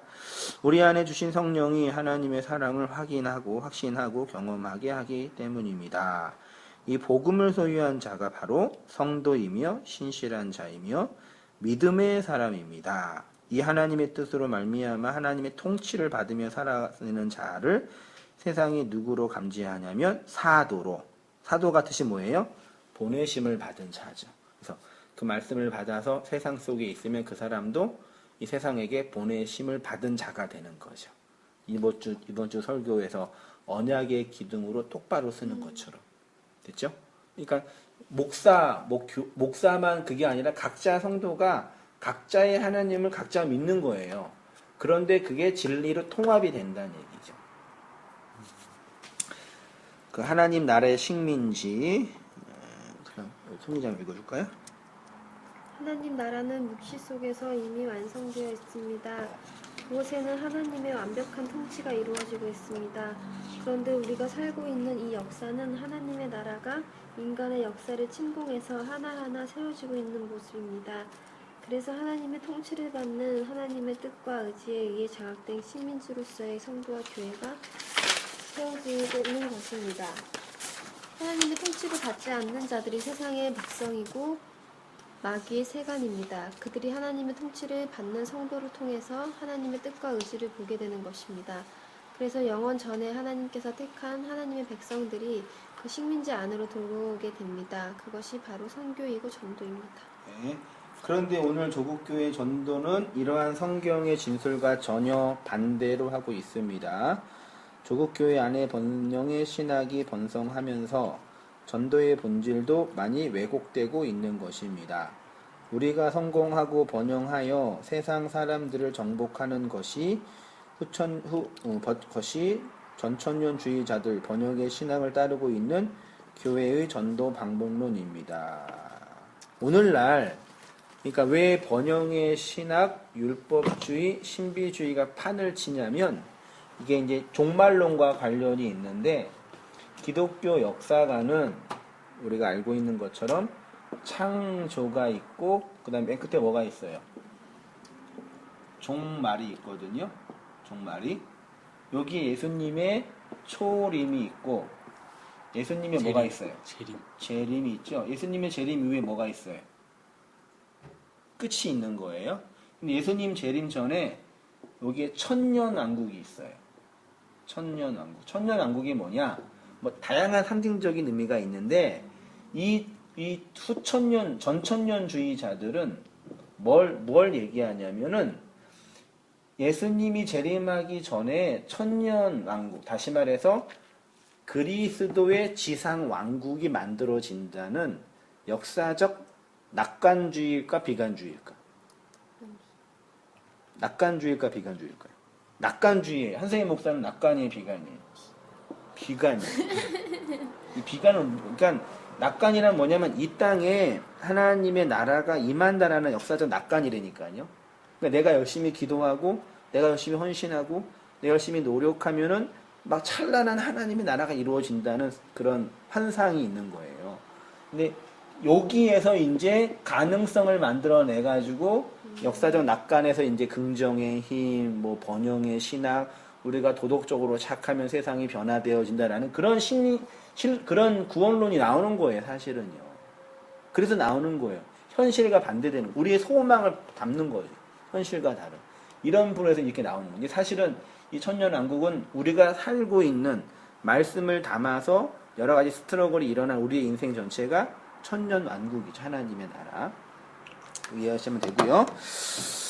그래서 외국된 들자면서 이제 이렇게 어떤 교회는 이렇게 전도와 선교가 어려운 시대이니까 교회의 사도성을 회복하자라고 주장합니다. 그래서 가난한 자의 구제를 더 열심히 하고 사회의 소외 계층을 더 많이 돕고 여러 가지 프로그램 전도 행사를 해서 막힌 전도의 문을 열자고 합니다. 전도를 잘하려면 어떻게 해야 돼요? 온땅교회가 성장하려면 어떻게 해야 돼요? 그걸 나한테 물어봐요. 그런 주제인데요. 전도를 잘하려면 어떻게 하면 좋을까요? 전도를 잘하려면은 일단 맛있는 걸 사줘야 돼요. 그래요? 네. 그다음. 맛있는 걸 여러 번 먹이잖아요. 그럼 미안해서라도 한 번 와요. 그런 다음에 이제 자기가 이제 들어보고 나서 결정을 하겠죠. 그리고 또 교회에 예쁜 자매가 있어야 돼요. 그 다음에. 그러면 와요. 일단 와서 지내요. 그렇게 지내다 보면은 거기서 이제 위안을 얻으면은 남아 있고요. 말씀 속에 자기가 사회 생활하면서 뭐 공부하면서 어려웠던 점들 있잖아요. 그런 거를 이쪽에 와봐라. 일단 꼬드기잖아요. 여기서 좋은 말씀 해준다. 가서 들어보고 나서 거기서 정말 자기가 자기 상태에 맞게 그런 말이 자기 귀에 들어오고 거기서 위로를 받으면은 나오더라고요. 나와요, 계속. 나와요, 예, 계속 나와요. 그러다가 뭐 온땅교회는 어떻게 해요? 온땅교회는 그러면 뭐 안 나오겠죠. 뭐라고 하면은 안 나오겠죠. 뭐라고 하면 안 나와. 온땅교회 성장 방법을 물어봤는데 성장 방법? 마이너스 방법 얘기하면 어떻게? 우리 성장 교회는 방법. 적용되지 않아. 온땅교회 성장하면 안 돼요, 그러면요? 부흥하면 안 돼요? 그거는 그런 것 같아요. 진짜 제가 봤을 때 여기는 궁금해서 예. 내가 믿는 신앙이 제대로 된 건가 어. 확인하기 위해서 올 수도 있고 예. 진짜 예수님이 뭔가 하나님이 뭔가 그 기독교에 대한 정말 간절한 마음이 있으면은 그런 사람들이 찾아오는 것 같아요. 더 알고 싶기 위해 할 때 저처럼 그냥 뭐 이러면 저러면 이렇게 하는 사람들은 안 오고 예. 저는 이제 이렇게 하다 보니까 와서 이렇게 알게 된 건데 어떻게 결혼을 해요, 그러면. 어, 결혼을 많이 맞아. 해서 배우자를 데려오는 게 배우자를 정답 데려 방법. 맞아. 그것도 괜찮은 방법이에요. 잘하네요. 그쵸. 네. 네. 그래요. 이제 내가 원하는 답은 뭐였냐면, 우리 각자가 하나님의 말씀에 의해서 장악당한 사도적 교회로 있어야 된다는 얘기죠. 그러니까 이번 주도 나눴던 것처럼, 이 교회에 오면은 네가 원하는 거 얻을 수가 있어. 그리고 이 교회에는 뭐 좋은 예쁜 자매 많이 있어. 우리 교회 목사님 설교를 되게 잘해. 또 좋은 거 없나요? 그거는 이번 주에 제가 뭐라고 표현했어요? 호객행위라 그랬죠. 삐끼. 예, 그건 정당한 방식이 아니에요. 다단계할 때 그렇게 해요. 맞아요. 교회가 다단계야? 다단계이기도 하겠다. 어떤 의미에서는. 진짜 다단계 그렇게 한다니까 많이 와서 막 먹이고. 그렇게 하면 안 돼요, 사실은. 물론 이제 어떤 징검다리 차원에서 그런 식의 어떤 전도적 어떤 방식이 필요 없다고 생각은 안 들어요. 근데 현실적으로 보면은 다단계에서 사람을 하려는 것과 교회에서 전도하는 게 다를 게 없잖아요. 그런 인간적인 행동이 필요 없다고는 말 안 할게요. 많이 사주고 많이 접근해서 많이 친하게 있는 건 나쁘지 않아요. 근데 정말 보여야 할 건 뭐냐면 우리 각자가 한승의 목사가 그러는 것처럼 그 하나님의 말씀과 진리에 의해서 하나하나 장악당하여 그에 의해서 해체되는 어떤 인생의 역사와 과정을 말로 설명할 줄 알아야 되는 거예요. 우리가 인격으로 보여줄 게 뭐가 있어요? 우리 인격으로 보여주면 교회 사람들 안 와요. 나의 모든 걸 다 보면 나 절대 온당하게 목사님 그럴 수 있단 말이에요. 물론 그래서 이제 목사 설교실 못 듣는 사람이 목사의 모든 걸 다 보고 있는 사모랑 목사 아들이 이제 제일 힘들어하죠. 우리 집은 그나마 좀 다행이지. 그러면 이해되죠? 네. 그 행동이라는 어떤 인격이 아니라 진리를 듣고 깨닫게 된 그 말을 하는 거라니까요. 그 말이 제일 중요해요. 어떤 말을 하냐, 어떤 말을 나누냐. 그러니까 말만 하면 되냐 그런 개념 정도가 아니에요. 진리를 말하는 건 존재의 죽음이 없이는 말 못한다니까요. 그러니까 한세희 목사가 이렇게 복음을 말할 수 있는 건 어쨌든 이 복음의 현장에서 나라는 존재가 죽어가는 과정이기 때문에 말하는 거지. 그냥 뭐 대원교회 분목사 있어서 이런 말 못해요. 말하자면. 그래서 그런 존재로 성도 한 사람 한 사람이 있어야 돼요. 그러려면 성도 한 사람 한 사람이 그 말씀에 의해서 깨트려지는 그 인생의 과정이 있어야 되는 거죠. 그러니까 남편한테 이거 공부하세요, 요거 들으세요. 그 말도 중요하지만 내가 그 인생의 말씀 속에도 하나하나 죽어가는 과정이 있어야 돼요. 사실은. 그럼 니는 그러고 있냐고 싸우게 서로. 하여튼 어쨌든 인간은 자기만 생각해라. 그런 과정이 있어야지. 물론 이제 내 자식이나 남편이 이렇게 말씀을 잘 알았으면 좋겠는데 그거는 이제 어떤 넓게 보고 말씀을 잘 얘기하면서 내가 그 말씀에서 끌려가면은 그렇게 되어가는 것 같아요. 우리 인생을 보면. 그게 이제 하나님의 통치를 받는 교회의 모습이고 그 이야기를 사도 바울이 고린도전서 4장 9절 이하에 이렇게 얘기했어요. 4페이지 맨 아래쪽에 봐요. 내가 생각하던대 하나님이 사도인 우리를 죽이기로 작정된 자같이 끄트머리에 두셨음에 우리는 세계 곧 천사와 사람들에게 구경거리가 되었노라. 우리는 그리스도 때문에 어리석으나 너희는 그리스도 안에서 지혜롭고 우리는 약하나 너희는 강하고 너희는 존귀하나 우리는 비천하여 바로 이 시각까지 우리가 줄이고 목마름이 헐벗고 매 맞으며 정처가 없고 또 수고하여 친히 손으로 일하며 모욕을 당한 즉 축복하고 박해를 받은 즉 참고 비방을 받은 즉 권면하니 우리가 지금까지 세상의 더러운 것과 만물의 찌꺼기 같이 되었도다. 내가 너희를 부끄럽게 하려고 이것을 쓰는 것이 아니라 오직 너희를 내 사랑하는 자녀같이 권하려 하는 것이라. 그리스도 예수 안에서 그리스도 안에서 1만 스승이 있으되 아버지는 많지 아니하니 그리스도 예수 안에서 내가 복음으로써 너희를 낳았음이라. 그러므로 내가 너희를 권하노니 너희는 나를 본받는 자가 되라. 여기에서 교회 형제님, 나를 본받는 자가 되라고 바울이 지금 고린도 교회를 향해서 권면하고 있는데 네. 바울의 무엇을 본받아야 돼요? 말. 어떤 말? 이렇게 자신 있게 얘기할 수 있는 자신 있게 뭘 얘기하고 있어요? 되게 부정적인 것들을 예. 바울의 이 모습이 어떤 모습 같아요? 불쌍하다고? 사도인 세상의 끄트머리, 천사와 사람들에게 구경거리, 비천하고 헐벗고 목마름이여. 이걸 본받아요?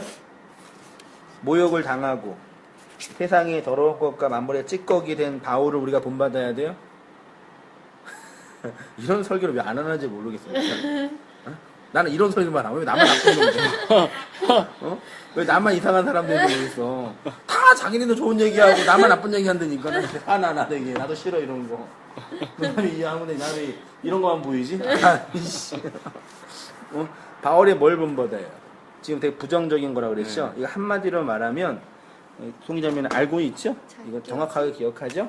이게 어떤 그림이냐면요. 고대 시대 로마 시대에 장군이 외국에 나가서 그 전쟁에서 이겨서 전리품을 가지고 올 때 개선문에서 장군을 이렇게 축하하는 거 있잖아요. 우리도 지금 월드컵 4강 하면 막 이렇게 쭉 뿌리고 막 시가지 하잖아요. 그거예요.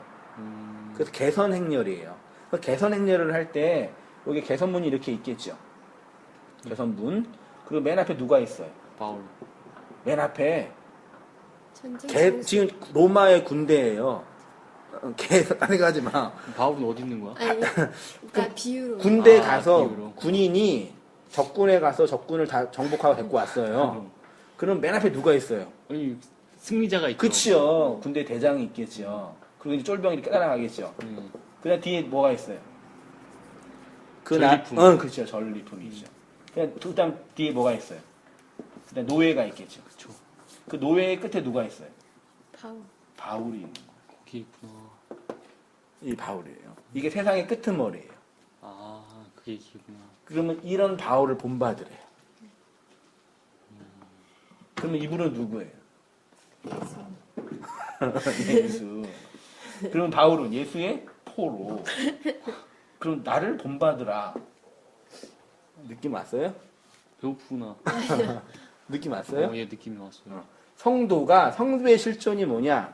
예수님 잘 믿어서 나 상 받았어요. 또 올해 또 하나님께 영광을 돌려요가 아니라 예수라는 대장에 의해서 노예로 끌려가는 나.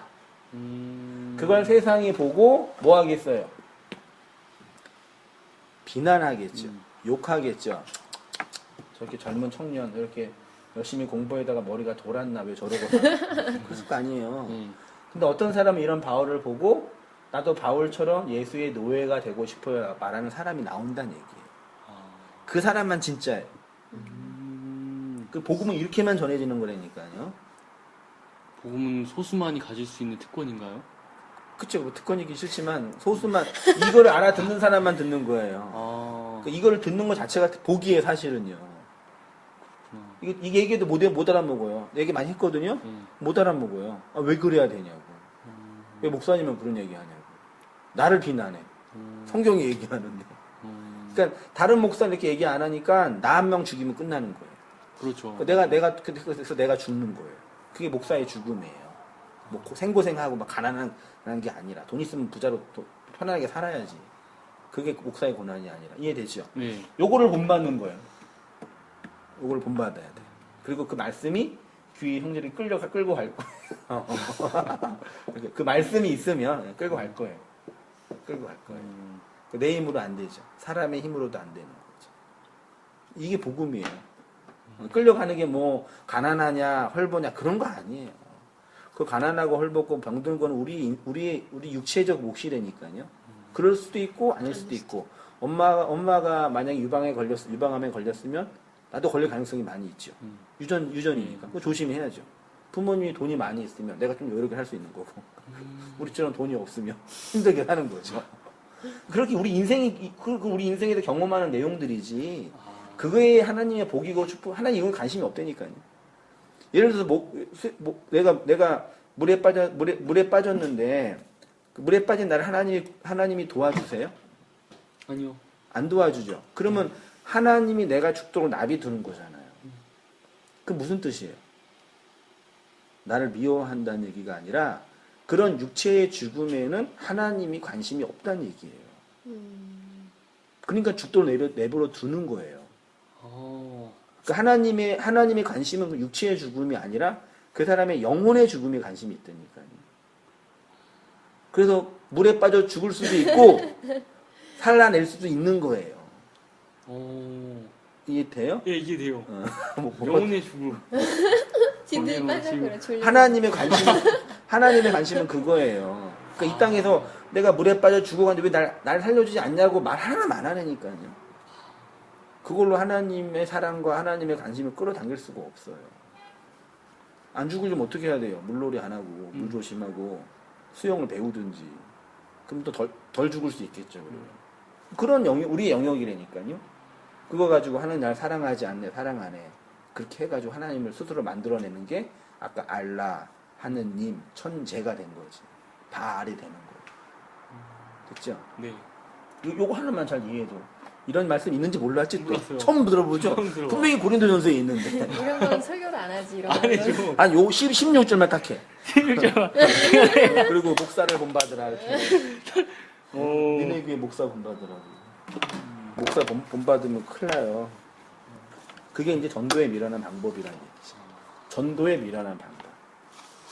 그렇게 해서 하나님 나라 식민지로 잘 살아가면 또 새롭게 들으니까 기억나요? 네네. 그래요? 그랬습니다.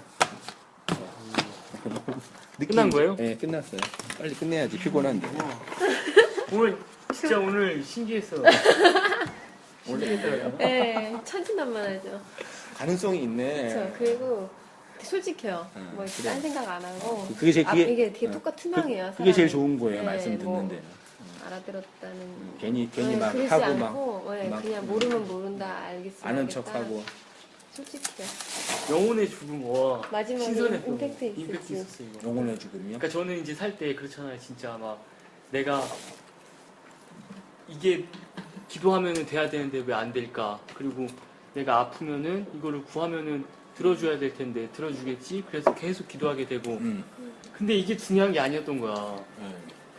그러니까는 그냥 교회를 뭐 다니든 안 다니든 관계없이 인간 누구에게나 누구나 사는 그냥 일어나는 일이고. 일이고. 일 처음 들어봐요 이런 얘기를. 그냥 말했었는데 내가. 아니 나 얘기해도 내 자꾸 그러잖아. 내가 순이가 자꾸 얘기해도 한 번씩 내가 다 이렇게 또 얘기해 몰라가지고 똑같이. 물어보고. 내가 말을 하면 그게 아 그래? 처음 듣는 하면서 것처럼. 또 바로 물어봐. 그것도 안 듣는 건 아니고. 안 듣는 거죠. 집중을 안 하는 안 거지. 집중을 안 해, 네. 집중. 집중을 할 때가 많이 있어. 이러다가 맞아, 집중할 맞아. 때 딱 이렇게 맞아 들어가면 이러면 이렇게 딱 한번 하고. 우와 영혼의 죽음 이거 되게 오늘 기억에 남을 것 같아요. 네, 그래. 그거 기억 남았어요? 네. 그럼 됐다. 하나만 잘 건지면 맞아. 돼요. 아까도 뭐 하나 있었는데 기억 까먹었다. 또 뭐요? 아까 뭐라고 하나 있었는데 까먹었네. 써놔요. 홍의자매님은. 아 맞아 뜻에 끌려가는 거는요. 네. 저는 가만히 있어야 되는 거예요. 하나님이 장악하고 뜻에 네. 끌려가는 건 어쨌든 하나님이 하시는 거잖아요. 그럼 저는 가만히 있나요? 나는 가만히 있을 수가 없어요. 그래요? 내가 가만히 있고 안 있고의 문제가 그게 아니에요. 없다. 엄마 뱃속에 있는 아이가 10달 차면 나오잖아요. 네, 엄마가 나오지 말라 그래도 나와요. 그렇죠. 그런 개념이에요. 생명이 있으면 그 생명이 움직여요. 근데 나를 반하고 나를 거역해서 여기 올 때 억지로 오진 않았을 거예요. 그렇죠. 그렇지만 규희 형제가 쉽진 막 않았겠죠. 내가 반드시 그것도 아니잖아요. 아니죠. 그 내가 왔다고 또 자랑할 수 없잖아요. 그렇죠. 약간 그런 거 그런 거 있어요? 내가 아닌가? 그렇죠. 그런 의지가 있는 거죠. 예. 근데 그래도 규희 형제가 한 거라고 한 건 아니지만 또 안 왔으면 또 못 듣는 거잖아요. 그렇죠. 그런 개념이 있죠. 이해는 되는 거예요. 모르겠어, 잘 되는지 안 되는지. 그러니까 그러니까 계속 그거지. 그럼 난 뭘 해야 되뇨? 라는 질문인 그래요. 거지. 지금 하는 것처럼 하면 돼요. 아 그래요? 네. 맞아요. 여기 와서 자꾸 느끼는 게 그럼 내가 뭘 해야 되지? 그렇죠. 그럼 나는 착하게 살 필요도 없고 내가 그거랑은 관계는 없어. 그러면 그러니까 그 말씀 들 때 내가 착하게 산 이유는 그냥 복음이 아니었다는 얘기죠. 그게 드러나는 거죠. 내가 착하게 산 이유는 네. 아, 내가 착한 사람이 아니구나가 폭로당하는 거죠. 그건 이해가 안 되는데. 안 돼요? 내가 착하게 여태까지 이 말씀을 들으니까 착하게 살 이유가 없어지는 거예요. 맞아요. 착하게 살 이유가 없어요. 그러니까 그게 내가 착하게 산 이유가 된 거니까 그동안은 그게 내가 착하지 착하게 않음에 산 폭로 이유가 당하는 거죠. 그게 착하지 않은 거예요. 그걸 이해를 못해. 여기까지. 나중에 이해되겠죠. 예. 나중에. 몇 번 들으면 또 그때서야 처음 들었다면서 이래요. 아 또 그래요? 왜? 늦어. 형광등이 약간 집중해서 안 들어져. 그래 말씀이 들어가면 언젠가 또 터지겠지. 그랬어요. 오늘 그냥 네. 광야 인생. 광야는 인생이야. 오늘은 질문할 건 많이 없어요?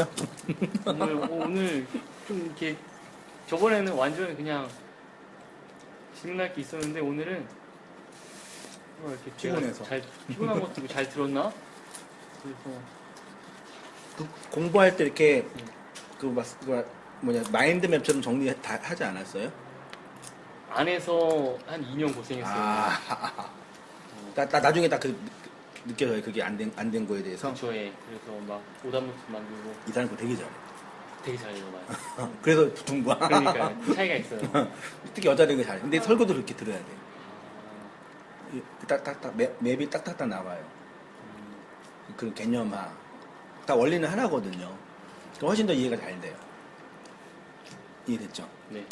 그러니까 또 다른 의미에서 공부하는 거거든요. 그러니까 억지로 한다는 그런 공부가 아니라 말씀이 어떤 문자와 글자로 논리로 논리예요. 설교가요. 논리적이어야 돼. 하나만 잘 포인트만 잡으면은 오늘도 뭐 영혼의 죽음만 하나만 다 잡으면은 그걸 설명할 수 있어요. 다. 그래서 그런 개념이 설교를 이렇게 우리가 기존 설교는 그냥 멍하니 앉아있다가 그냥 하다가 아멘하고 듣고 그럼 끝나잖아요. 근데 온당교회는 이렇게 논리가 있기 때문에 잠깐만 딴 생각만 해도 끝나는 거예요. 그냥 멍하면 논리를 안 따라가면은 저기 왜 나온지도 모를 때가 있거든요. 그렇게 좀 그런 부분에서 이제 딱 개념화해서 마인드맵을 잡아다 정리 집어넣으면은 좀 이렇게 쌓이면 이제 좀 쉬워져요. 공부했으니까 좀만 더 그런 부분을 이렇게 말씀이나 텍스트를 해서 공부하기 싫어요. 이제 지겨운 거구나 네. 이제. 승진도 안 하기로 했어요. 그냥 살자. 아무튼 그만. 하여튼 공부만 해. 나의 그때 이후로의 공부는 끝났는데 다시 공부를 시작하게 되니까 천천히 하면 천천히. 그거는 이제 천천히 뭐. 생존을 위한 거고 이건 영생을 위한. 또 중요한 생명을 위한. 영원한 하나님의 나라를 위한. 이게 나도 말씀을 가르쳐 보니까요. 이게 성인님이 이렇게 딱 체계가 있는 사람은 되게 쉽게가 아니라 딱 얘기하면 그들 금방 파악해요. 다 못할 것도 있는데. 근데 아닌 사람들은 좀 어려워요. 특히 이제 뭐 남성 차이는 아닌데 어떤 그런 논리성이 있어. 그리고 좀 처음에는 확실히 다 어렵고 조금 자꾸 여러 번 들으면 용어가 좀 쌓이면 쌓이면은 이제는 조금 편하게 들을 수 있는 거야. 지금은 다 새로우니까 하나하나 말씀하시는 게 좀 벅찰 수 있는데 자꾸 들으면은 또 했던 얘기 이렇게 반복되는 것도 있고 용어도 익숙해지니까. 성화는 뭐 교리 그 책에 나와 있어. 그렇게 교리가. 나 진짜 한 번도 안 들었죠. 근데 저도 성화라는 말 들어본 적 없어 동작교에서. 산상수훈도 산상수는 좀 심했다 그치? 되게 놀렸어요 자꾸 제가. 오늘 산상수훈 했지? 산상수를 몰라 처음 들어. 그럼 기독교 어떤 정보나 문명은 딱 교회에서 주일날 모임하고 딱 끝난 거예요 그러면? 그 외에는 따로 안 해. 거의 안 했을 거 아니야 그치? 안 해봤지? 근데 그런 거 없이도 기존 그냥 일반 교회에서는 충분히 교회 생활 하는데 문제가 없잖아요. 그렇게 그렇죠. 30년, 40년, 50년, 60년 교회 생활을 모르고 해도 그게 문제되는 상황이 아니잖아요. 환경이 누가 뭐라고 하는 것도 아니고 물어보는 것도 아니고 그냥 예배 잘 그냥 드리고 가만히 앉아 있으면 되는 거니까 대부분 그렇게 지내죠. 저도 그랬고 그게 편했고 편했고 서로 편하지. 그러면 안 돼요. 진짜 나빴어. 폭파시켜야 돼. 승리자입니다. 저도 오늘 다시 이렇게 확실히 똑같은 이렇게 말이라고 해도 확실히 또 그때그때 이제 더 느껴지는 게 다른 것 같아요. 그 감동, 뭐라 그럴까, 이런 게 좀 덜할 때도 있고, 똑같은 본문을 똑같은 얘기를 들어도 그게 좀 덜할 때도 있고, 더할 때도 있고, 그런 것 같아서 저도 차근차근 또 같이 얘기 들으니까 저도 정리가 되고, 그래서 요즘에 생각했던 거는 그러니까 그동안 생각했던 거는 일단은 내가 잘 듣자, 그리고 내가 잘 알자.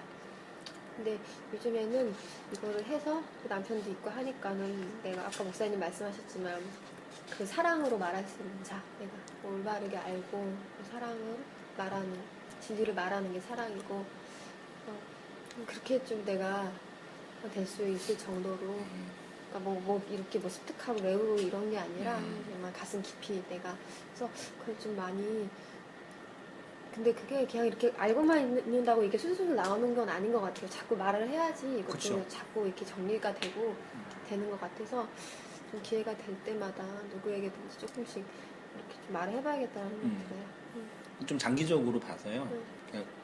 온당교의 성장도 성장이지만 어쨌든 저는 이제 개척 사역 해가지고 말씀 사역을 하고 있는 거고 또 이제 거기에 있어서 어떤 전쟁을 치르고 있는 거거든요. 그러니까 그런 걸 좀 장기적으로 봐서 이렇게 좀 차근차근 그 진리를 말씀을 나누고 진리를 전할 수 있는 어떤 그런 과정들이 우리 다 그러니까 온당교회 바운더리는 성도 한 분 한 분의 바운더리예요. 그렇게 퍼져 나가는 거거든요. 그러니까 그게 장기적으로 보면서 차근차근 뭐 전도 몇 명 한 해 몇 명을 그런 개념이 아니니까 우리는 그렇게 나가면 좋겠다 생각이 들고. 저도 요새 막 집에 항상 그랬지만 일도 있고 결혼 전에도 막판에 막 일 터지고 하면서 그런 또 원망들도 속으로 많이 됐거든요.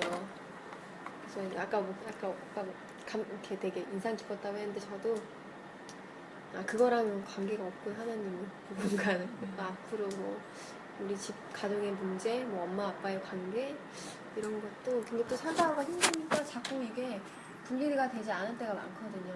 원망도 되고 이렇게 계속 평생 살아야 되나